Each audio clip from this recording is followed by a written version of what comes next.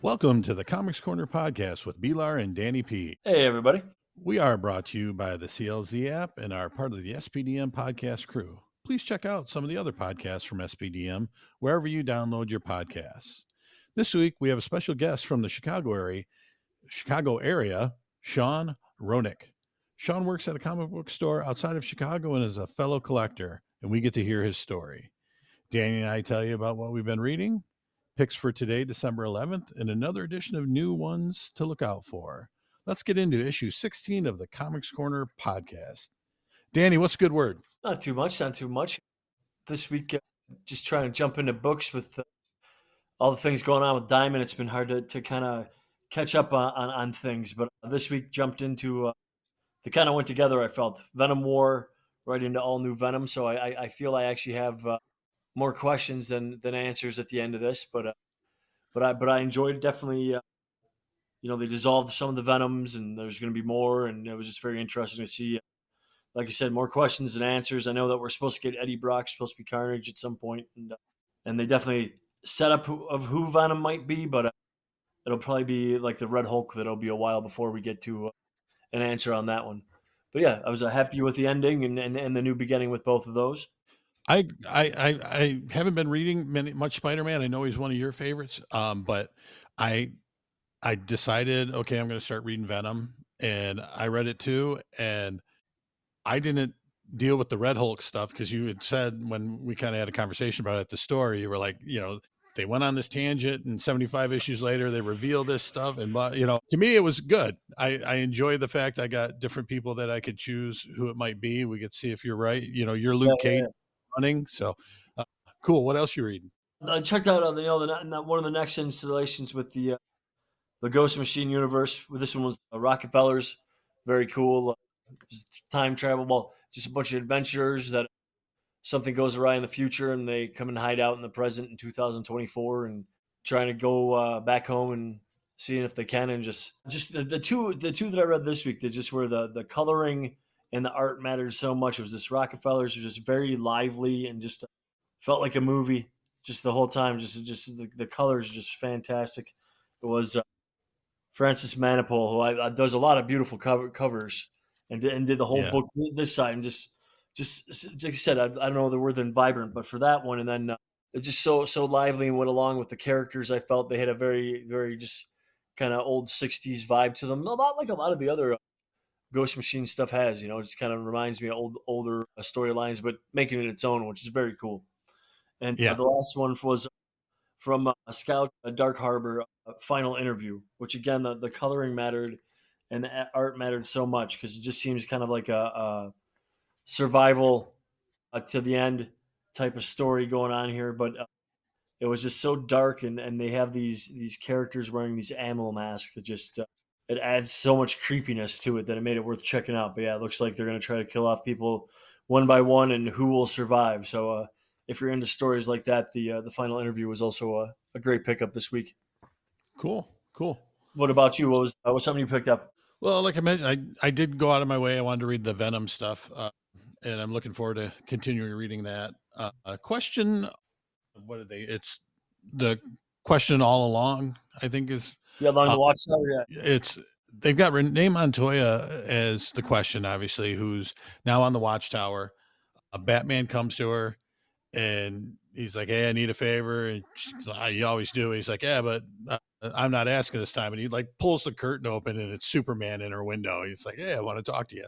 So Superman, Batman, and Wonder Woman convince her to keep an eye on the Watchtower, and they feel that someone's trying to weaponize the Watchtower and hurt the heroes. So they're a little worried after the whole absolute power situation that they could get a bad rap, and they bring her in to keep an eye on things, and they're teaming her up with Ted Kord and Jaime Ramirez, Reyes from the two Blue Beetles. Yeah. And then Animal Man, he's there taking care of the animals that they have on the Watchtower. And then a Batwoman, who coincidentally is her ex-girlfriend. So they throw a little mix in there, but a villain attacks and they're fighting, but it was just a smokescreen, and the challengers of the unknown are getting really brought into the story. And they're actually going to release, I think, next week, the Challengers of the Unknown book with Superman, Batman, and Wonder Woman being part of them. And one of the challengers actually ends up getting killed. So we get to see where that goes. Also, the Batman Santa Claus, The Silent Night Returns. So that's that 5-issue series that's coming out weekly. Just read issue 1, and it's just enjoyable. If you read the first one that came out last year, you'll enjoy this one. This mysterious knight gets released from a tomb in Egypt, and I think it's kind of like a Knights Templar type. And they are fighting Batman, Green Lantern, Superman, and the knight would drain people's life force, and it's actually tried to drain the life force of the heroes. And Robin gets away to go find help, and it kind of put its mark on Superman and Green Lantern and Thunderheart, Wally West's daughter. They brought her in along with this, which I thought was neat. And Robin goes and talks to Zatanna because he needs help magically. And as he's talking to her, asking for help, he's standing next to a Christmas tree. And Santa, that's like a antenna for Santa, so he hears it. He shows up through the chimney to help out. He knows this knight, and has to do with, kind of a callback to the last miniseries, but he knows of them. So him and Robin take off to go stop some crime in Gotham and then head to help out the other heroes. So I really enjoyed those both. So now let's get into an interview and introduce everyone here to Sean. I'd like to welcome Sean Hronek. I believe I'm saying that right, correct? Close enough. It's Hronek. Hronek. Oh man, I was thinking of hockey, Jeremy Hronek, but sorry about that. Some of the things I ask all these questions before we get started. One of them is, "Hey, how do you pronounce your name?" So forgot that one. Sean Hronek. I was in Chicago recently and reached out to Mike Wilden, who's been on the podcast, and I was like, "Hey, I want to check out a comic book store," and he said, "You need to go to Graham Cracker Comics and see my buddy Sean." So I did, met Sean, and sometimes when you meet somebody and you feel passion coming from them, from something they're doing or talking about, you just think to yourself, I got to put this guy on my podcast. And that's what happened. And Sean agreed. And so welcome to the Comix Corner Podcast, Sean. Thank you for having me, Brian. Absolutely. So like I said, I met you at Graham Cracker Comics, and that's you work there, correct? Yes, I do. I just want to state for the record now, in the event that someone were to stumble upon this, my opinions do not represent that of the company. No one get mad at me, please. Well, we got that out of the way. So Sean, like I said, just from asking you a few questions and brief conversations, I just, was blown away by, one, knowledge, two, passion. So tell me, what do you like about comic books? Yes, that's a nice, easy question. In general, I like I like the combination of the visual and I guess prose mediums as a concept. That can, let me just put it this way. Hey, I like pictures and I like words being in the same. I don't know. There's something aesthetically appealing to me about that sort of form of storytelling to begin with, and I'm always intrigued to see it. Yeah, I guess that, and yeah. So do you have a certain writers or artists or both that you follow no matter where they go or who's publishing them? Jeff Johns. Definitely. So to give an idea, I got into comics because of all things Wikipedia. I was reading the article on Green Lantern in 2008, 2009, and I saw the image of the Red Lanterns for the first time, and thought, for the record, I was like, I think 10 or 11 at the time, and I was thinking, wow, that is the coolest looking thing I've ever freaking seen. I want to see what this is. And then a year later, I actually got to meet Jeff Johns, and that has started a lifelong following. That's great. I know he is a Michigan fella. He started around here. That's why some of his stories and such there have some Detroit or Michigan based. Yeah, he's from Detroit, and Geiger explicitly mentions being from Detroit in Ground Zeroes, I think. Yeah, and then Simon Baez or Baez, Boz. the Green Lantern that he created, who that was a, I believe, Muslim character, wasn't it? Yeah, he was I think he might have.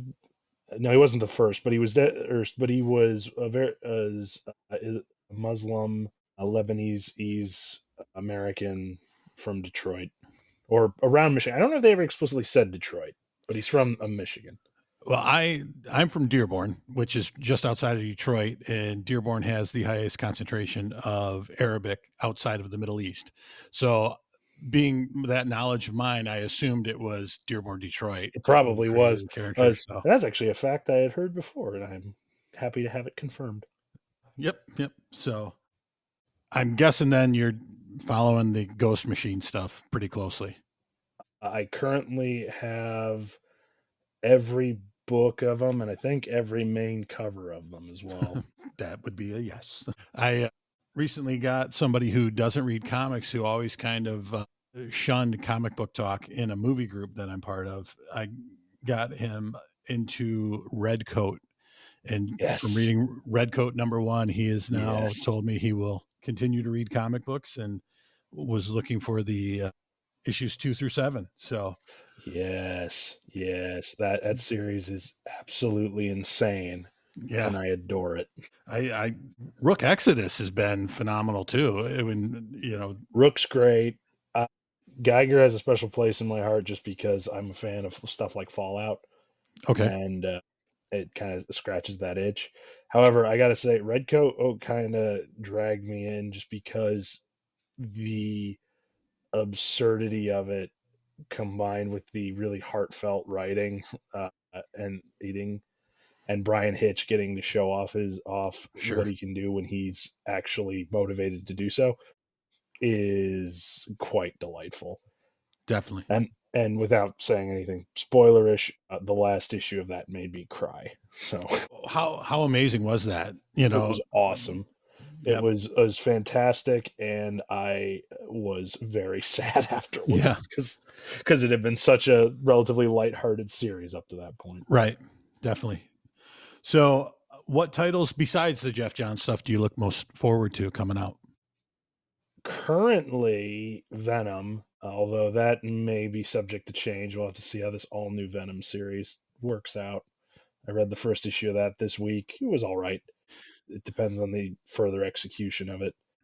Absolute Superman and Absolute Wonder Woman, I really, really enjoyed those, which I was not expecting to, so that was good. What else am I reading right now? Oh, Ultimate Spider-Man. That has made my day. I should say made my year. It's been excellent. Okay. So I just recently, and we will get to the Chicago scene of comic books eventually, but did you guys have issues with Diamond in getting your books the past 2 weeks at all? I'm not 100% sure. I don't. So, without wishing to say too much, okay, about the company itself, the way shipments handled through old varies based on which distributor's sending stuff to us. So I don't know which one dropped the ball when. They're all guilty of it at some point or another. Right, sure. I do think I vaguely recall overhearing some moaning about Diamond, but I shouldn't say moaning. More moaning and groaning is a phrase, not literally. But I didn't. Besides that, I don't know. Gotcha. Yeah, we had an issue the past 2 weeks around here that because Venom War #5 didn't come out until this week, and then all new Venom, but that was supposed to come out this week anyways. So yeah, we didn't. I know we didn't have an issue with Venom War 5. We got that, so it wouldn't have been last week at the very least. Okay. but that does not mean there wasn't a problem somewhere along the line and someone else fixed it. Sure. Like I said, that's not something I'm 100% privy to, Gotcha. and I have no interest in digging any further into it unless necessary. I hear you. So DC or Marvel? DC. Beautiful. Man after my own heart. I have been blown away by, and I keep calling it the All In Initiative on the podcast. I've been blown away by all the new books that are coming out, and the Absolute Universe is, I think it's just been very well done, and continue to look forward to, what they're going to do with the new titles that are coming out, like Flash.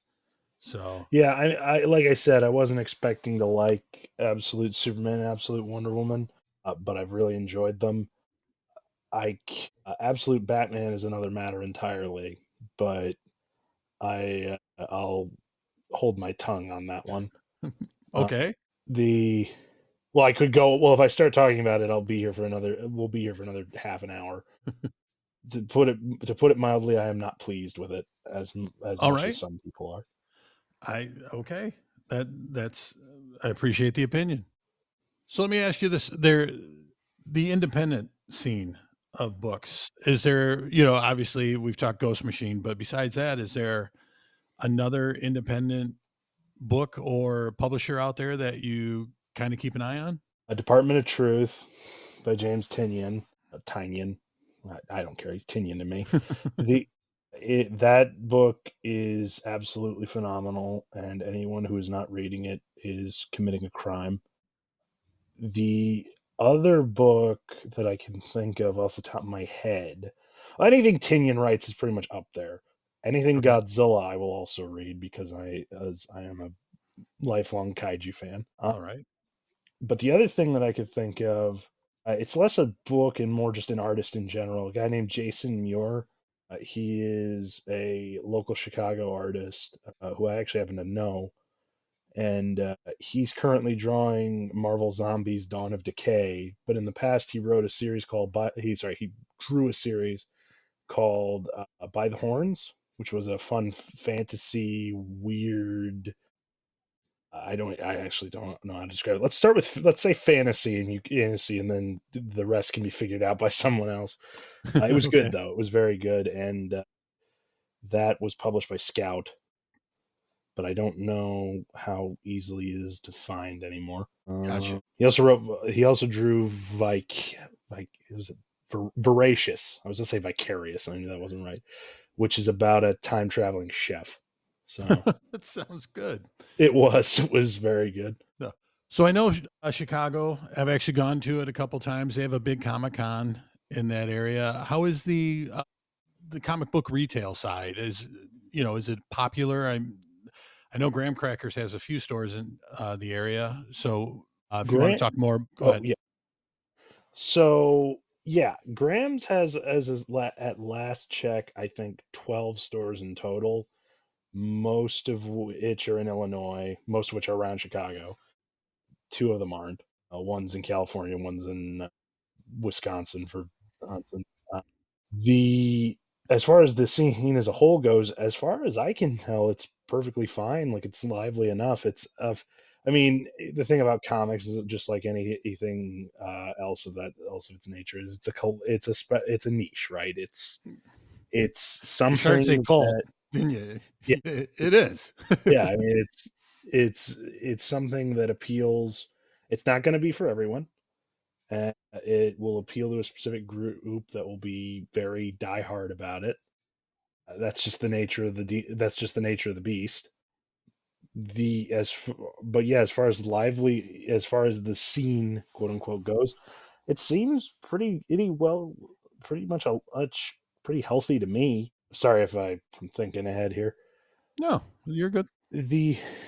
It's the one thing I have noticed that really sort of sticks out to me is it's this is going to sound odd, but it's diverse in its interests more than anything else. I could not tell you if there's a specific form of storytelling or a specific genre that really holds a lot of weight. It's a very hodgepodge of different interests. That being said, I do know that horror comics, and this is speaking from personal experience, are this might be because Svengoolie is a Chicago thing, but they're quite popular around at least our store and around I think the others as well. There's a love for horror in this city, and I've never been clear as to why, but I'm glad it exists. Gotcha. So, well, all right, Sean, I appreciate you being on, and I just wanted to take a few minutes to kind of get to know you a little bit more and bring you and your, like I said, the passion I feel came across, and I wanted to bring it to our listeners here on the Comix Corner podcast. So I appreciate your time. Anything you'd like to finish up with saying? That was it. Okay. Well, Yeah, in all seriousness, thanks for having me. That's really all I got. Yeah. Well, in a little bit of time, we can bring you back and talk a little bit more, and hopefully, Absolute Batman gets better for you. Maybe. Yeah, I mean, that's maybe a we'll comment in all of itself. I I don't begrudge anyone for liking it. Good, good. All right, thanks, Sean. No problem. Yeah, interesting enough about Sean. After meeting him and talking to him, having him on, I forgot to ask him during the interview. I was like, how many comic books do you have, Sean? And he said, I can actually give you the exact number. I have 15,324. And I was like, by any chance, do you have the CLZ app? And he said, I do. That's what I was like, hey, there's a promo for the old CLZ app. So, all right, Danny, what are you looking forward to this week? They're going to answer a little bit more of Lois Lane's powers and the Superwoman one shot from DC. That looked fantastic. Going along with the holiday theme again this week, they got Creepshow getting a Christmas special. And over at Marvel, Laura Kinney gets her own title again, so we'll have another Wolverine book out there, which is always, you can never have enough Wolvie. So those were the three big ones I was more excited about this week off the list we're looking at. I did see there's a really nice J. Scott Campbell cover with that Laura Kinney Wolverine that looks really nice. Also, Marvel-wise, for me, I'm looking at Uncanny X-Men #7. It's part 2 of the Gray Malkin crossover storyline they're doing. Phoenix #6, Thanos is showing up. There is a new animated Spider-Man show coming out, and they're doing a prequel, Friendly Neighborhood Spider-Man #1, supposed to come out this week. And Batman Dark Patterns, #1 of 12. Dan Waiters is writing it, and Hayden Sherman's doing the art. They actually put a little backup, a couple page preview in issues of books last week, and the art kind of looks almost Tim Sale like to me, which I really like Tim Sale. And but it's a early story, 4 different mysteries, and Batman's trying to cement himself in Gotham. It looks pretty good. DC vs. Vampires World War V #5 has got a Batgirl cover that looks phenomenal. And then Transformers #15 looks like a new jumping on point. They finished up the Starscream origin story, and we have Soundwave is making his move against the Autobots. So those are the books that I'm looking for this week. Now, when I was looking at some of the stuff, little question, we had one of our listeners kind of brought up, and I was intrigued myself. So I noticed final order cutoffs, or FOC. What exactly is that, Danny, as a store owner? Yes, we do the order with the previews. At the end of the month, every month, you got to turn in the big book. And then every single week on Sundays, for me at least, with everything from Diamond, I get to order one last time. And then on Mondays, everything from Lunar, I get to order one last time. So give it to one more thing. Sometimes they don't have the covers ready for us to look at when we do the initial order. They got the infamous TBD, and maybe don't even have a complete explanation of the comic. So it gives you one more opportunity to think, you know what, I should order more, I should order less, and let you get a better jump on things. Oh, nice. Okay. So now our new ones for today, December 12th. Boom Studios has got In Bloom, Dark Horse, Assassin's Apprentice 3, and From the World of Minor Threats, The Brood #1. DC has a Gotham City Sirens Undercover book coming out. Distillery Media has City Beneath Her Feet #1. Through the Boughs, a Yuletide Offering #1, and Warm Fusion. Icon Heroes Publishers has Zujitsu Fighters #1. Looks actually kind of good. IDW as a TMNT Best of Mondo Gecko #1. Image Comics, Danny's Creep Show 2024 Holiday Special, and Dowel Parts, A Lovesick Tale. Dread the Halls #1's coming out too. Keen Spot's doing Died Hard. Marvel Comics has Alien Paradiso, Infinity Watch #1, Pet Pool Party, Ultimate Universe 1 Year In #1, and Your Friendly Neighborhood Spider-Man #1. Ani Press has a Rick and Morty Presents Maximum Coda and Shiver Super Stories. Silver Sprocket has Belly Full of Heart #1, and Zenscope has Grim Tales of Terror 2024 Holiday Special #1. I love all these Creep Show and Grim Horror Holiday Special. Yeah, the update on it. Here's now. your Absolutely Christmas. fantastic. So, Danny, talk to us about that subscription club. Yeah, make sure you stop by either a store in Fraser or Rochester Hills. It's $20 one-time fee. As long as you keep showing up, you get 25% off titles that you're on and 10% off whatever you grab off the rack. So that way you never miss out on a title again, and we got them there waiting for you. Great subscription and great service at both the stores. Well, that wraps up another issue of the Comix Corner Podcast with B-Lar and Danny P. We are part of the SPDM Podcast Crew and would like to thank the CLZ App for their sponsorship. Please check out the CLZ App when you get a chance.